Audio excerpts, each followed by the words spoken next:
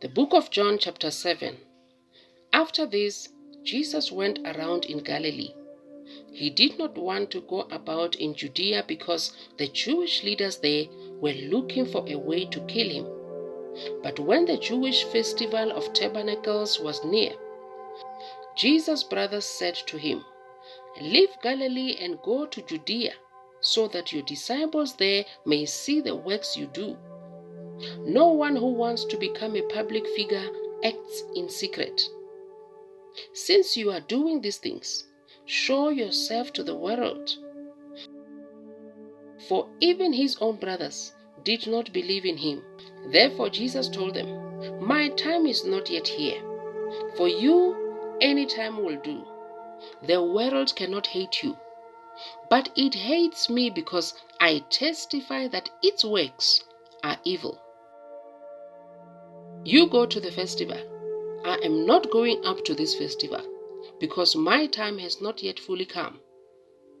After he had said this, he stayed in Galilee.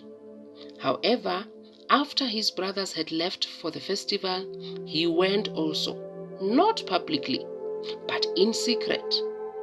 Now at the festival, the Jewish leaders were watching for Jesus and asking, "Where is he?"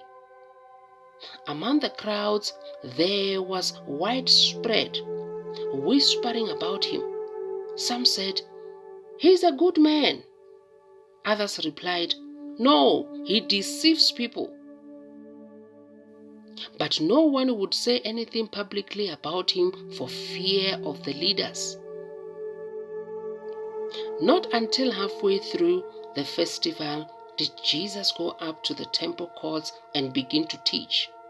The Jewish there were amazed and asked, "How did this man get such learning without having been taught?" Jesus answered, "My teaching is not my own. It comes from the one who sent me. Anyone who chooses to do the will of God will find out whether my teaching comes from God or whether I speak on my own. Whoever speaks on their own does so to gain personal glory. But he who speaks the glory of the one who sent him is a man of truth. There is nothing false about him. Has not Moses given you the law? Yet no one of you keeps the law. Why are you trying to kill me? You are demon-possessed." The crowd answered, "Who is trying to kill you?" Jesus said to them, "I did one miracle, and you are all amazed. Yet because Moses gave you circumcision, though through it did not come from Moses, but from the patriarchs, you circumcise a boy on the Sabbath. Now if a boy can be circumcised on the Sabbath so that the law of Moses may not be broken, why are you angry with me for healing a man's whole body on the Sabbath? Stop judging by mere appearance, but instead judge correctly."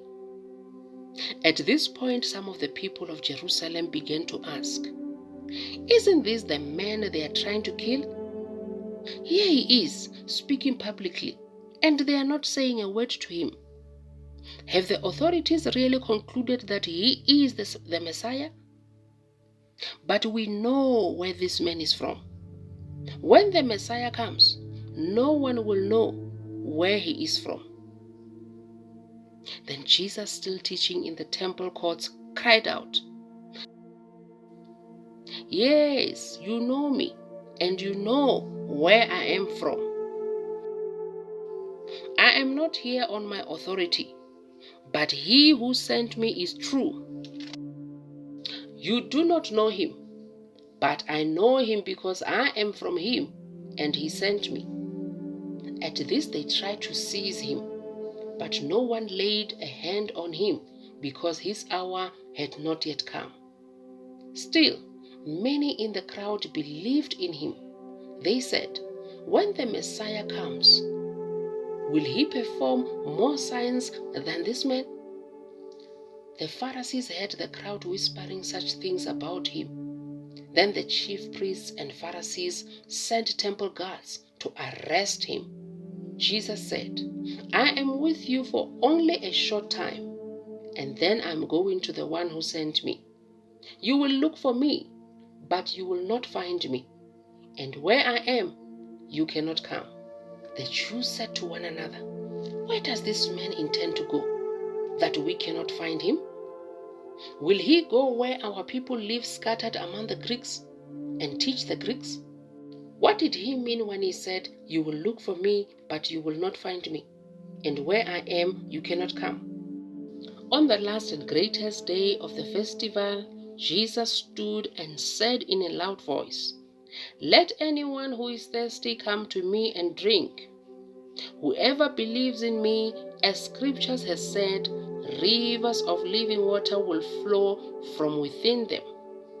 By this he meant the Spirit, whom those who believed in him were later to receive. Up to that time the Spirit had not been given, since Jesus had not yet been glorified. On hearing his words, some of the people said, surely this man is the prophet. Others said, he is the Messiah. Still others asked, how can the Messiah come from Galilee? Does not Scripture say that the Messiah will come from David's descendants and from Bethlehem, the town where David lived? Thus the people were divided because of Jesus. Some wanted to seize him, but no one laid a hand on him. Finally, the temple guards went back to the chief priests and the Pharisees, who asked them, why didn't you bring him in? No one ever spoke the way this man does. The guards replied, you mean he has deceived you also? The Pharisees retorted, have any of the rulers or of the Pharisees believed in him? No, but this mob that knows nothing of the law, there is a curse on them. Nicodemus, who had gone to Jesus earlier and who was one of their own number, asked, does our law condemn a man without first hearing him to find out what he has been doing? They replied, are you from Galilee too?